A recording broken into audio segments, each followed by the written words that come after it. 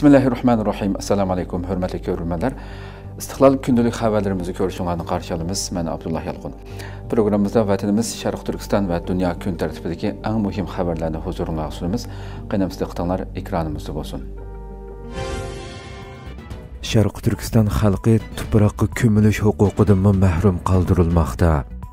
Şərq Türkistan'da irqi qırğınçılıqның barlıq türlərini icra qılıbatqan Xitay Uyğurlarını tuproqqa dəfn qilinishdək axırqi insani hüquqidan məhrum qılmaqda. Lager şahidi Zümrət Davud xanım yaqınqı günlərdə toplagan bir qism sırlar Xitayning yana bir türlük cinayətini paş qılğan bo'lib, tarixdan buyon islomiy yo'sinda tuproqqa dəfn qilinib kelgan o'ziga xos dəfna mazar kültürü shakllantirgan Uyg'urlar navbatda betondan yoki pishqishdan yasalgan qavatli qurilishlarga majburiy dəfn qilinmoqda.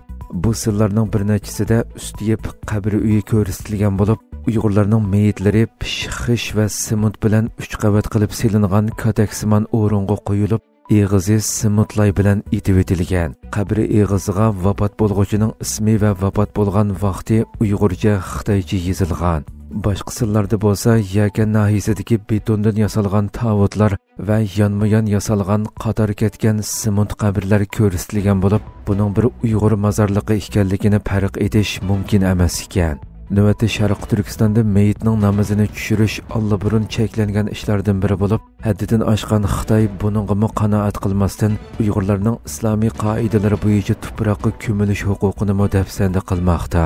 Şərq Türkistan'ning zimini intayin kengri, nüfus zichligi to'van bo'lib, yer tuproq yetishmaslikdan iborat bahonaning puttirab turishi mumkin emas. Xitoyning Uyg'ur mozorliqlarini vayron qilish jinoyati yaqinqi bir necha yilda ko'plab xabar qilingan va bu haqda bir qism dokumentlar tayyorlangan. Xitoy Şərq Türkistan'da uzun tarixga ega maqbaralarni vayron qilib qolmasdan har qaysi joylardagi yuzlagan mozorliqlarni tuzlab, mashin to'xtish maydoni yoki boshqa o'rinlarga o'zgartgan. Xitoyning bu jinoyatlari nufuzli axborot vositalari va tadqiqot organlari tomonidan sun'iy hamroh suratlari orqali isbotlangan edi.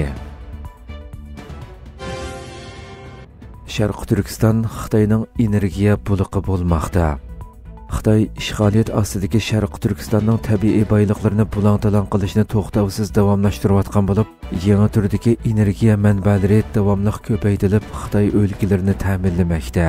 Xitoy tashviqot organi Tangritog' to'rining xabarida bildirilishicha, 5-oyning oxirigacha Qashqar viloyatining yo'riqliq volt generatorlar sig'imchanligi 10 million 242 ming kilovatga yetgan bo'lib, Şərq Türkistandagi tunji 10 million kilovat darajalik sab yo'riqliq volt bazasi bo'lib qolganligi, buning bilan Şərq Türkistanda qurilgan 10 million kilovat darajalik yangi energiya bazasining 5 ga yetganligi bildirilgan. Teklimakan qumliqining g'arbiy kirvikiga joylashgan Qashqarning butun yillik kun nuri tushish vaqti 2800 soatni oshadigan bo'lib, bu sababli Qashqar Şərq Türkistanning janubidagi yangi tipdagi elektr energiya sistemasining muhim tarkibiy qismiga aylangan. Uning ustiga vaqt farqi tufaylidan Şərq Türkistandagi tok chiqarish yuqori pallaga yetgan mazgil dal Xitoy o'lkalarining kechlik tok ishiltish yuqori pallasi mazgiliga udul kelib, Xitoyning elektr energiyasi kirisini hal qilgan.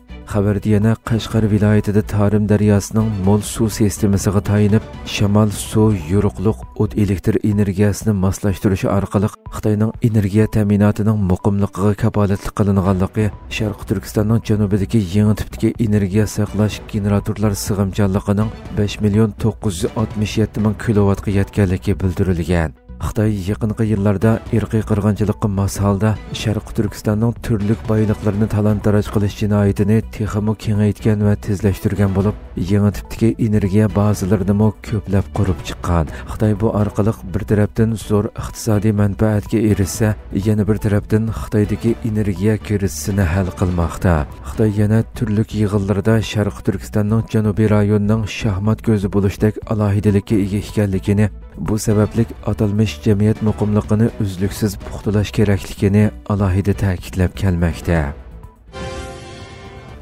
Yevropa Xitoyga tayinib qilishdan qutulish uchun harakat qilmoqda.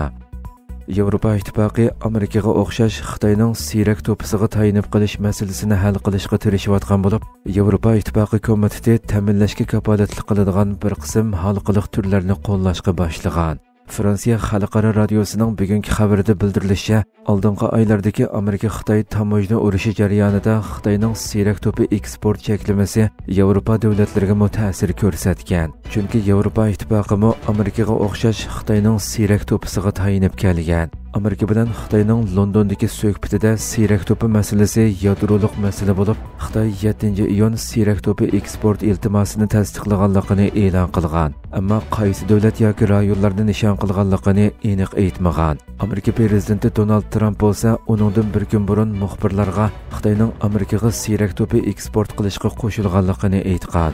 Siyrak to'pi navbatda nurg'unlagan texnikalik mahsulotlarda kam bo'lsa bo'lmaydigan xom ashyo bo'lib, Xitoy siyrak to'pi qezishda bozorning 60%ni egallagan. Pishiqlab ishlashda bo'lsa, o'xshamagan elementlarga asosan 90% dan 100% kichi bo'lgan nisbatni egallagan. Yevropa davlatlari navbatda siyrak to'pi ta'minlash zanjirida importga tayindigan. Masalan, 2024-yili Germaniyaning siyrak to'pi importining 65%dan ko'proqi Xitoydan kelgan. Bu qiyinchilikdan qutulish uchun Yevropa ittifoqi tadbir qo'llanib, ta'minlash zanjirini qo'g'dashga tirishgan. 2023-yili Yevropa ittifoqi ma'qullagan xalqaro xom material qonuni bu qadamlarning biri hisoblandi. Undan boshqa Yevropa ittifoqining bir yuzildagi bosh organi yaqinda 47 turlik strategik turning tizimligini e'lon qilgan. Bu turlar texnik ko'p iqtisodiy yordam va ma'muriy qulaylikqa erishadigan va tasdiqlash qadami tezlatildigan. Yevropa ittifoqi komitetining muavin raisi Stefan Sejorni oldingi hafta o'tkazilgan axborot yig'inida bu xil ko'p xillashish Yevropa ittifoqining kelgusidagi geopolitikalik va diplomatik krizislarda mustaqillikni saqlab qolishida intayin muhim degan. Isroiliya Madlin nomli paraxoddagi faoliyatchilarni qo'g'lab chiqarmoqchi. Isroiliya Tashqi ishlar ministrligi G'azzaga insonparvarlik yordam buyumlarini elib mangan Madlin nomli paraxodni to'sib olgandan keyin paraxoddagi faoliyatchilarning davlatdan qo'g'lab chiqarilishi uchun aerodromga elib kelinganligini e'lon qildi.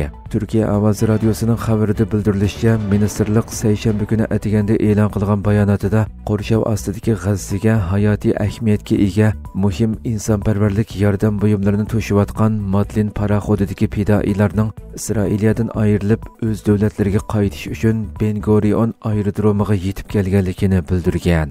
Bayonotda davlatdan qo'g'lab chiqarish hujjatiga imzo qo'yishni va Isroiliyadan ayrilishni rad qilganlar Isroiliya qonunlariga asosan ularning davlatdan qo'g'lab chiqarilishini tasdiqlash uchun adliya organiga elib berildi deyilgan. Isroiliya qismlari 9-iyun atiganda paraxodni tutib olib, qo'rshav ostidagi rayonga xalqaro yordamlarni yetkazish vazifasiga to'sqinlik qilgan edi. Yordam paraxodida Yevropa parlamentining a'zosi va Fransiya fuqarosi bo'lgan tegi falastinlik Rima Hasanni o'z ichiga olgan 12 kishilik bir guruh bor edi. Yordam berish vazifasiga jami 12 kishi qatnashgan bo'lib, ularning 11i faoliyatchi, birisi muxbir edi. Hurmatli ko'ruvchilarimiz, shunday qilib bugungi xabarlarimiz mush yerda oxirlashdi. Atigi programmamizni ko'rishguncha omon bo'linglar. Assalomu alaykum va rahmatulloh.